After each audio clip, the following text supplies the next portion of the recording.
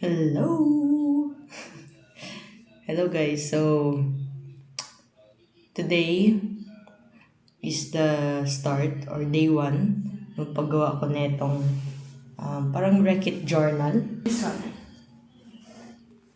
Gift to sa akin ng boyfriend ko. And gusto ko siya gawin every single day. Kung hindi man every single day, at least once a day. Na any random day, basta once a day. And ito yung day 1. So, gagawin natin yung first page niya. Wreck this journal to create is to destroy.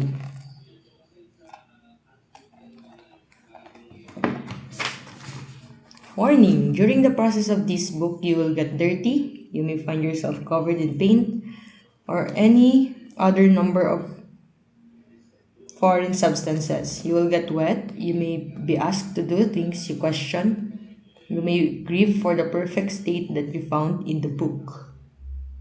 You may begin to see creative destruction everywhere, and you may begin to live more recklessly. Then the acknowledgements. Dedicated to perfectionists all over the world. Okay, so para siya yung introduction. Oo. Ito yung unang gagawin, para siyang slam book. Like, this book belongs to, so yung name, write your name in white. In white? Wala ko isusulat to in white. Wala akong white na pen. Write your name in white. Write your name illegibly. Write your name in tiny letters. Write your name backward. What? Write your name very faintly. So, hindi siya masyadong diin. Write your name using large letters. Kaya may large space siya dito. Then, the address, phone number. If found, flip to a page randomly. Follow the instruction, then return.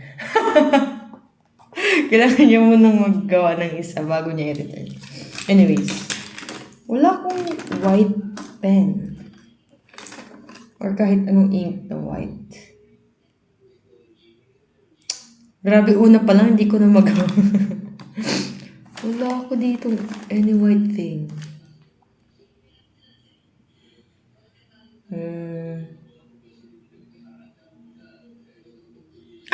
Pwede bang pastel color na white? Wait lang, wait. Oil pastel na lang. And I hope meron white dito. Kung meron na nga lang, tanda ko. Sabi naman white, write your name in white. Wala naman specific dapat na pen. May white, guys. Okay, let's go.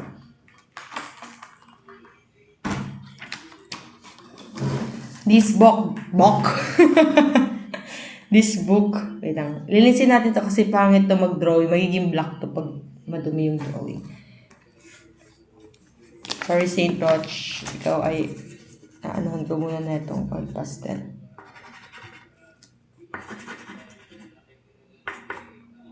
Think okay na yan. So, I'll write my name in white down. In white. So, let's use oil pastel kasi wala tayong oil. Wala tayong white pen or anything. So, let's write it. Kita ba?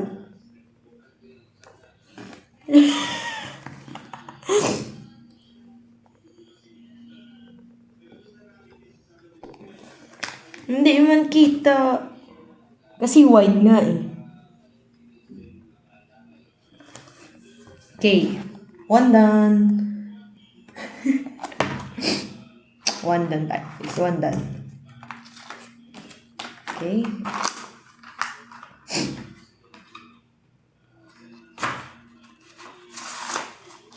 Next is, write your name illegibly. Sana ganito sa exam, write your name. Write your answer illegibly.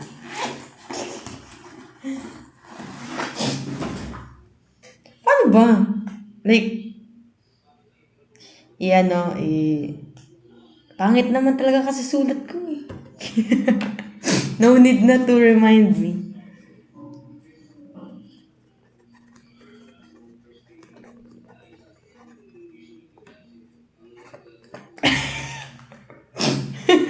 Write your name in tiny letters. Okay.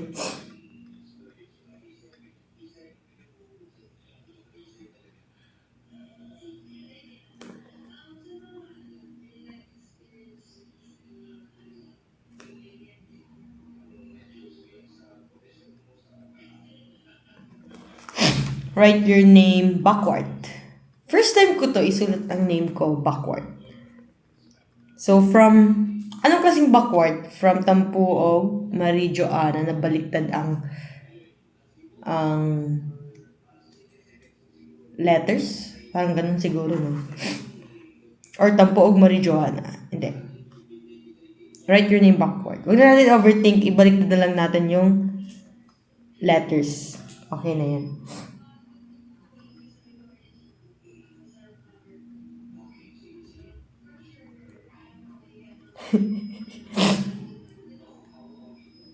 Gokmat. Gokmat si Aram. Aram.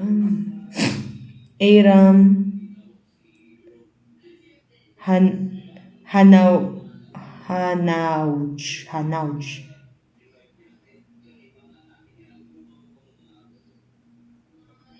Ang name ko pag backward. Gokmat si Aram Hanauj. Next, write your name very faintly. So, faintly lang. Kahit faintly yung ballpen talaga guys, hindi siya makapal talaga siya. So, ganito na lang tayo magsulat.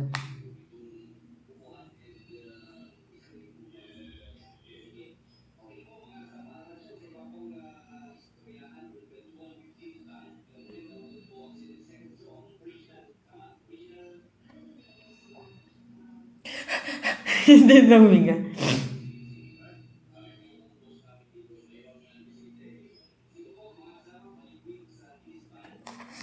Write your name using large letters. Kasya ba to dito? Ipagkakasya.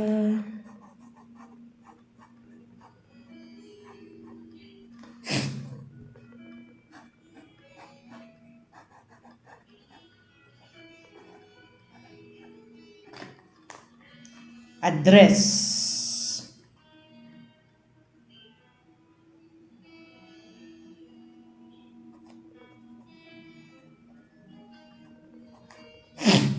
Phone number.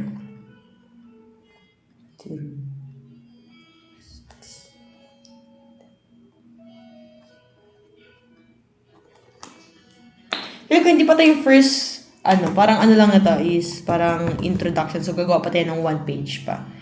So, eto na guys. Tinakpag ko yung address tsaka yung contact number. Ito na lang. Yan. Basta yan. Tapos, white, syempre hindi mo makikita. Write your name in white. Write your name illegibly. Parang yan naman yung normal na pag-sulat ko lang. Joke lang. Write your name in tiny letters. Write your name backward.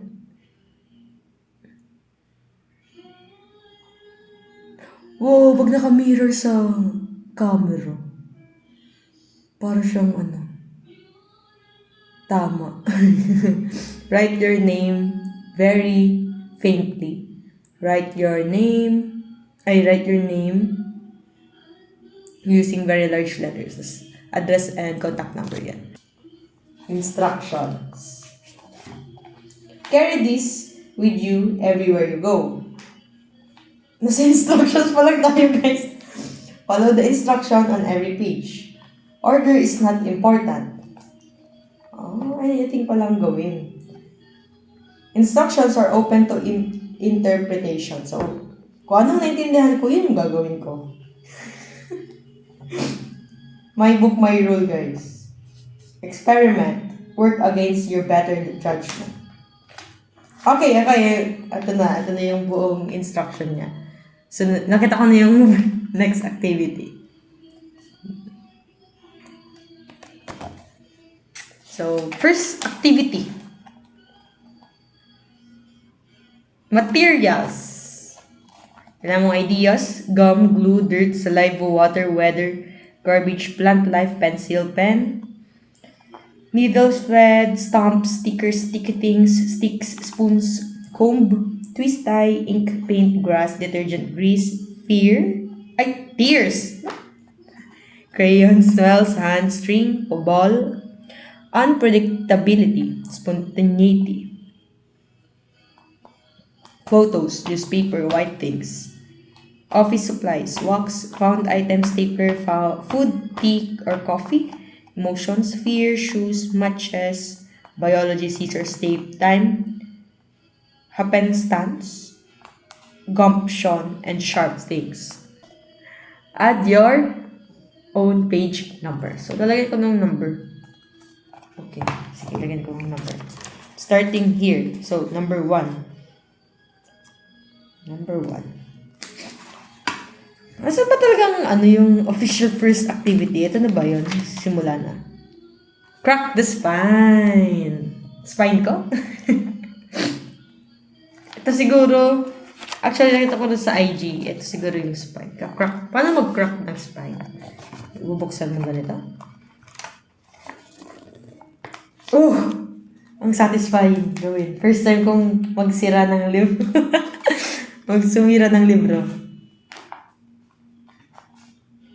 May crack ba?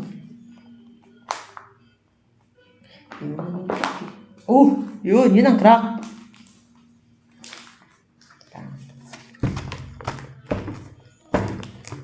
Wala naman crack.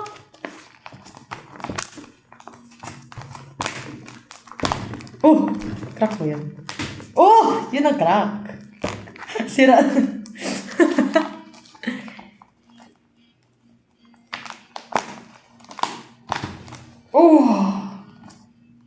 Ay, sorry. Pwede pa ito mag-crack ko.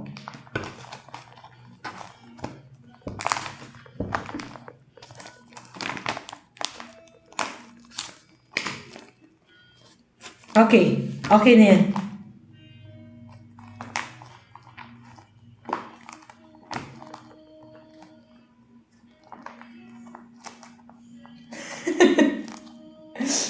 Parang nakaka-concession naman gumawa ganito sa libro. Alam niyo ba guys, ang funny thing is, akala ko libro gift sa akin ng boyfriend ko. Sabi ko, libro? Worst thing to give me is book, guys. Kasi, hindi talaga ako mapalabas Siguro kung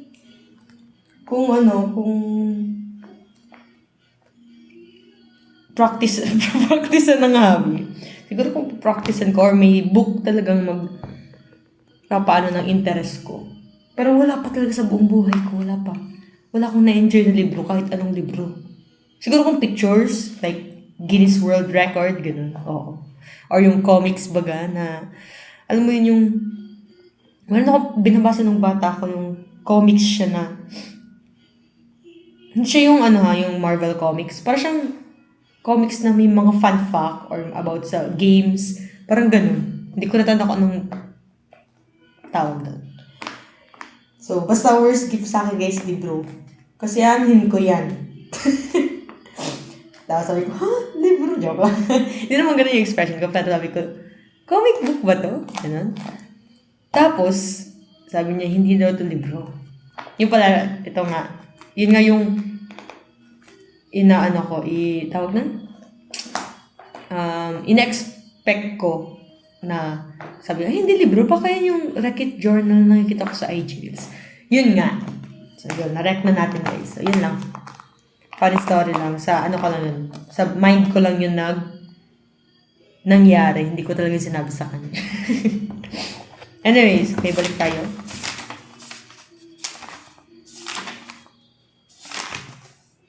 So, So, nakrack ko na po ang spine, Mr. Libro or Miss Libro. Leave this page blank on purpose. Sige. Sige, next. Stand here, wipe your feet, jump up and down. So, aanuhin ko to, tatapakan ko. I-wipe ko yung feet ko dito and then jump up and down. Jump up and down. Okay, so kailangan natin tumayo. Wait lang guys, ayusin natin ang camera. So, nandito tayo sa labas kasi kailangan tong tapakan. And nag-proper close rin ako kasi malamig sa labas guys. Super windy. So, ang kailangan natin gawin is tapakan. Di ba? Hindi kita. Basta stand here. So, tatapakan to. Wipe your feet. I-wipe ko yung feet ko dito. Jump up and down.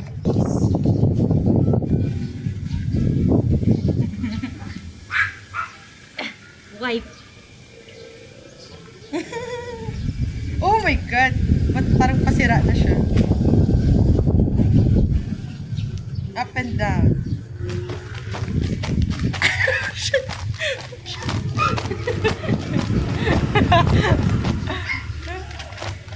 Oh my God! Tama na.